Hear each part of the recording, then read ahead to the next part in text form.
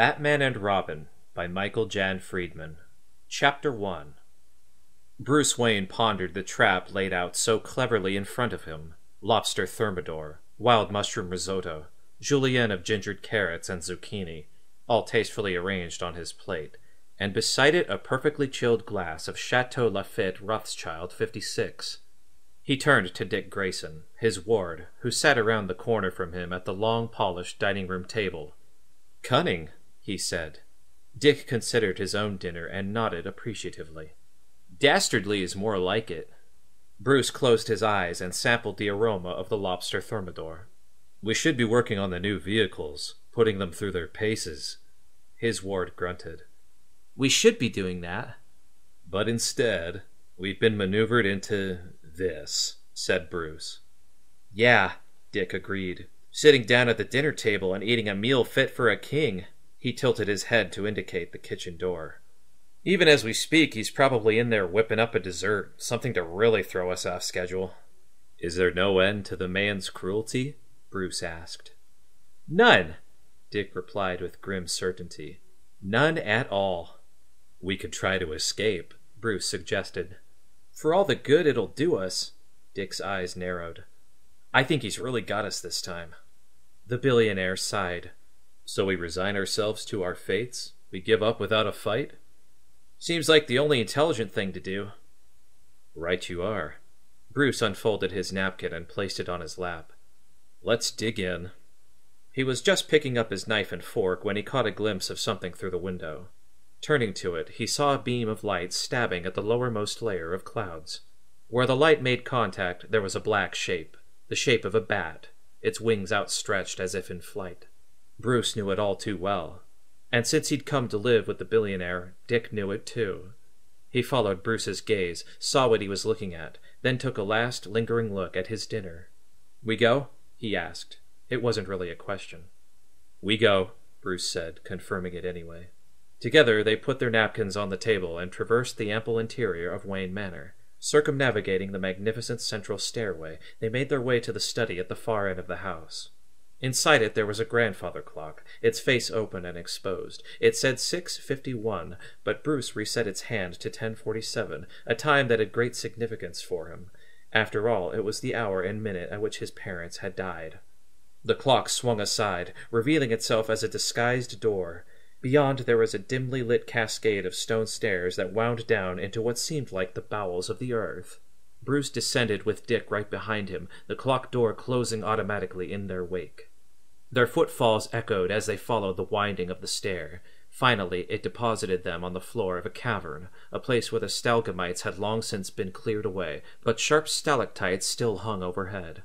A cavern where a huge copper penny gleamed under the glare of suspended lights, where a vast array of computer consoles sat beneath 3 large screens, monitoring all that went on in nearby Gotham City and its environs.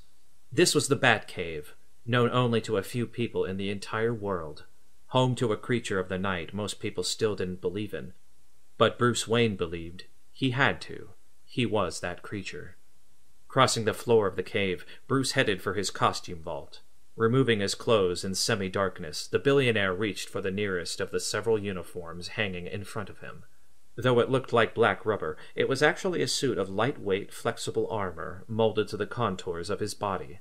There was a bat emblazoned on his chest, just like the bat he'd seen against the clouds.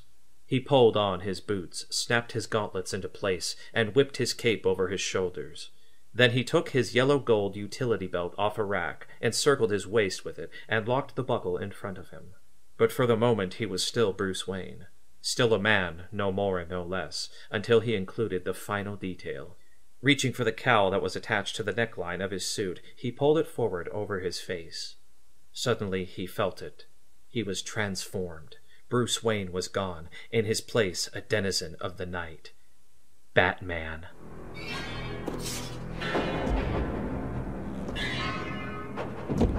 As he emerged from his vault, he saw Robin do the same. The boy was wearing a new costume he and Alfred had been working on. Instead of the red tunic he had worn as a member of the Flying Graysons, Robin sported a red bird insignia that spread across his chest and ran down the outside of his arms. Batman grunted as he approached his computer array. "Nice suit," And today you are... Nightwing, said Robin, joining him at the central console. Scourge of darkest evil. Taking a seat, Batman tapped into the police band, wanting to know what had prompted Commissioner Gordon to unleash the bat signal. But with a part of his mind, he continued their banter. This is all about fashion for you, isn't it? Standing by his side, Robin leaned over the console and chuckled. It's the gear. Chicks go wild over the gear. I'll keep that in mind. As Alfred descended the stairs into the Batcave, a tray of lobster salad sandwiches and tea in hand, he sighed.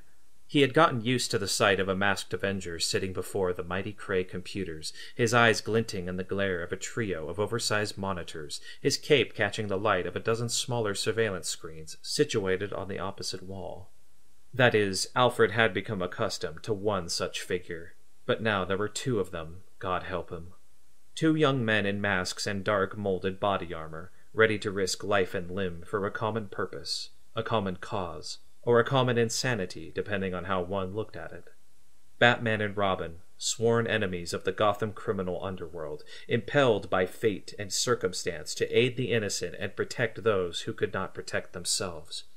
And their fearsome accoutrements, their dire appearances, they were essential to the task of fighting crime. Or so his employer had explained to him time and time again. Criminals were a superstitious, cowardly lot in Master Bruce's estimate. Hence, the more imposing one's appearance, the more effective a crime fighter could be. At least, that was the theory. Of course, neither Master Bruce nor Master Dick was inclined to tend to the laundering of their accoutrements, nor could they entrust them to the local dry cleaner. That part in the great undertaking fell to Alfred. Not that he was complaining. He never complained about how they were taking care of their clothes, only about how they were taking care of themselves, or failing to, as the case might be. Still descending, Alfred cleared his throat. "Taking back the night again, are we?" His voice echoed through the immensity of the cavern, eliciting a whisper of wings from the swarms of bats in the outlying caves. They had retreated to those recesses when Master Bruce claimed this space as his own, and retreated still farther when he enlarged it recently. The crime fighters turned to him. Only Robin smiled in his mask, which covered less of his face than Master Bruce's cowl. "Hey, Al," he said, gracing the butler with a little wave. "Indeed," said Alfred. Master Dick was the only one on Earth who could call him that with impunity. "If I may ask, what is so interesting that it caused you to abandon my lobster thermidor?" 10 police cruisers, Batman said without looking up. Frozen solid on the Gotham Expressway. His protege peered at the central monitor, reading the information scrolling by. "A giant drilling truck burrowing under the city," he added. Robin was making an effort to affect the Batman's clipped, efficient rhythms. He was still falling short. "Mr. Freeze," Batman concluded. Robin nodded. "The Batcomputer tracks him heading for the Gotham Museum. What's there?" Batman thought for a moment, the muscles rippling in his jaw. "The new antiquities exhibit, including the second son of the Sudan, on loan from the British Museum in London." Robin laughed triumphantly. "Of course! He's going to steal that giant white diamond." Batman shook his head. "No, Robin," he said with absolute certainty. "He's going to jail." Before the echoes of his promise had died away, there was a blast of steam on the other side of the cave, the byproduct of a powerful hydraulic system. As Batman strode toward it, the steam had cleared and revealed a sleek, redesigned Batmobile resting on a huge metal pedestal. He touched a stud on his utility belt, and the hatch opened to admit him. With characteristic grace and agility, Batman swung inside and drew his cape in after him. Alfred called out from the bottom of the stairs. "Do call if you're going to be late, sir. You know how I worry." It was a joke between them, but there was a note of seriousness in it as well, and both of them knew it. The Batmobile's turbocharged engines roared, sending out one resounding echo after another. A moment later, the vehicle shot away through the stalactite-ridden arches of the cavern's access tunnel.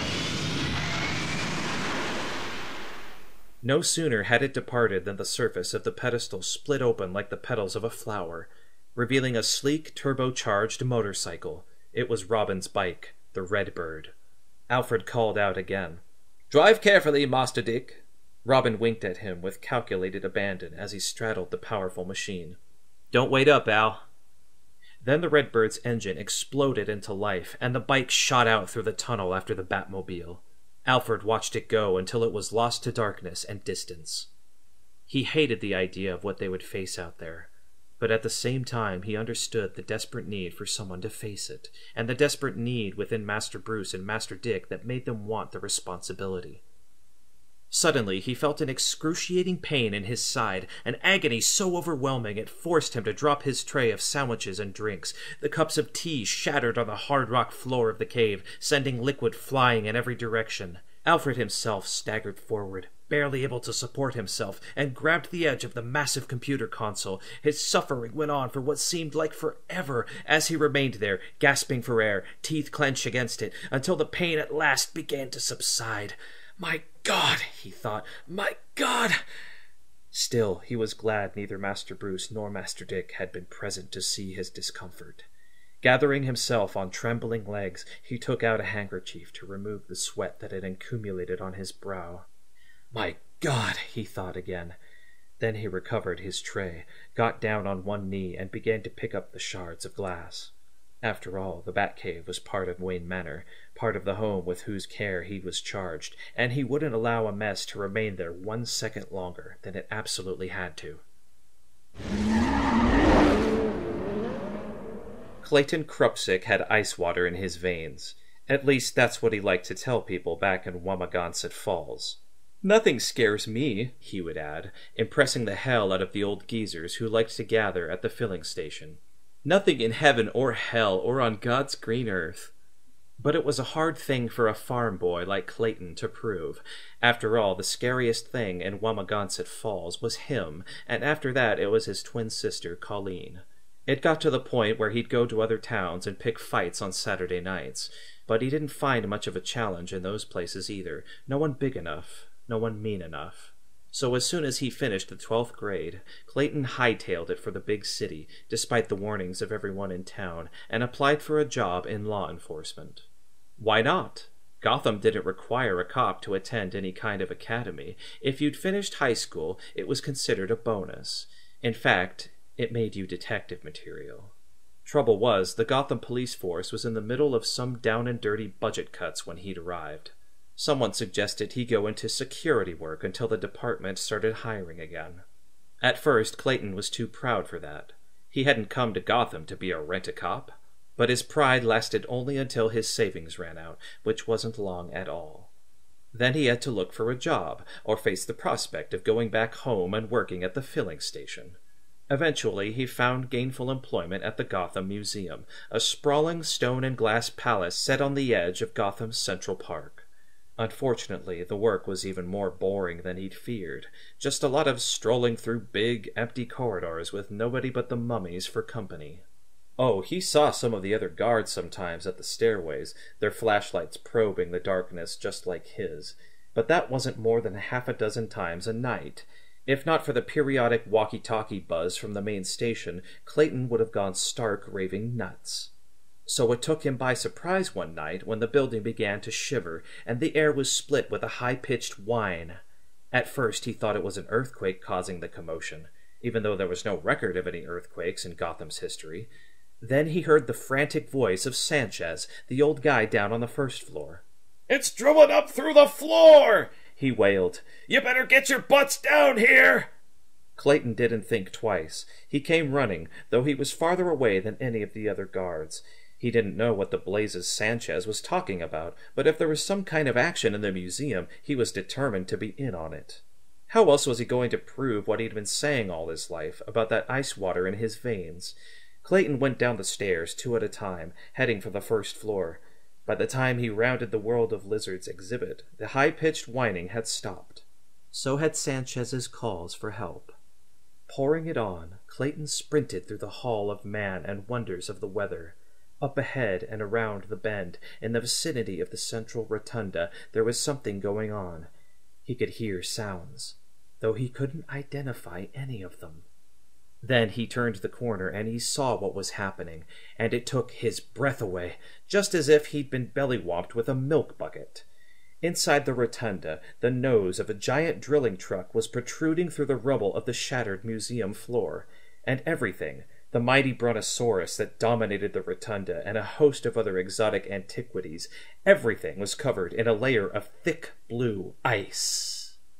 Out of the corner of his eye, Clayton saw movement and whirled to face it, gun in hand. Across the way, a case with a gigantic gem in it was beginning to glow, first blue, then white.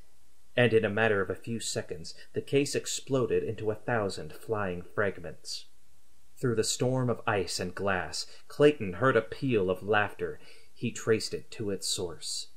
Across the frozen floor, past snow-covered mock-ups of Aztec ruins, up the stone steps of a pyramidal altar, to a tall, broad, silver-suited figure holding aloft what looked like a massive bazooka, no doubt the weapon that had shattered the display case, in savage but silent celebration of his triumph.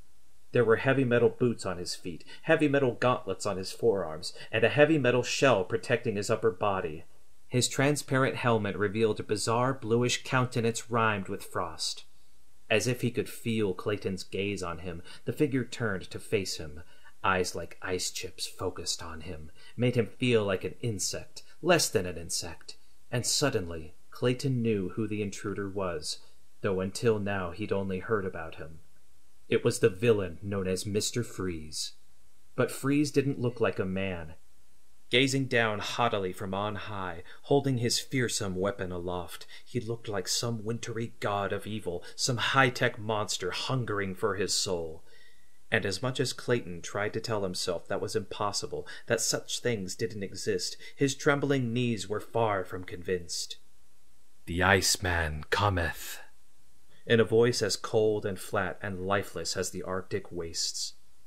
Then, almost as an afterthought, he cracked a smile at his little joke, and turned in the direction of the Aztec ruins.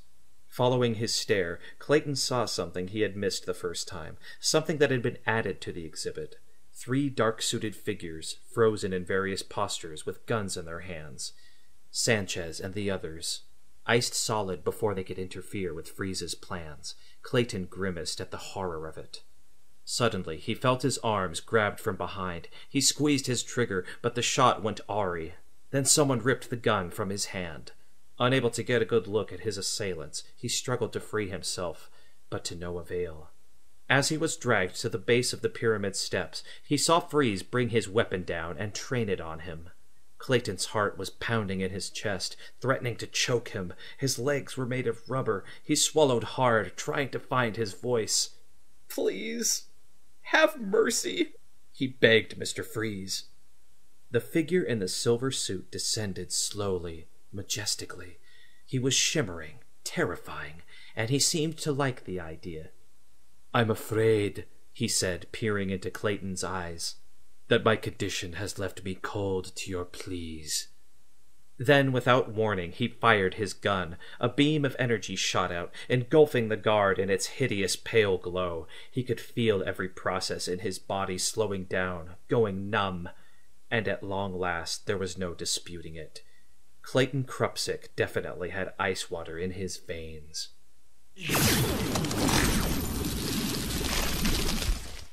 Freeze didn't let up on his cryonic beam until the guard was frozen solid. Then he reached out with his gloved fist and knocked on the man's icy cheek. The sound he heard was a hollow one. "A capsicle," he observed. His gang of thugs, who he had dubbed the Icemen, chuckled among themselves as they skated backward in their thermal suits. They were giving Freeze the space he craved, the space he deserved. He had trained them well, he mused. Then he approached the shattered display case. With care not to puncture his suit, he began to wipe away the fragments of glass and steel. "A brief lesson on the ways of the universe," he said to no one in particular. "Some substances are invulnerable to the heat of 1,000 suns. There are stones that defy the weight of mountains piled on their backs. Certain subatomic particles exist forever and will outlive God himself. But in this universe, there is only one absolute, only one thing you can always depend on. Everything freezes." He lifted a tremendous diamond from the debris of the display case. It sparkled magnificently in his hand. Freeze held the diamond high over his helmeted head. The light lanced through it, eliciting rainbows of color, making it shine more brilliantly than any star.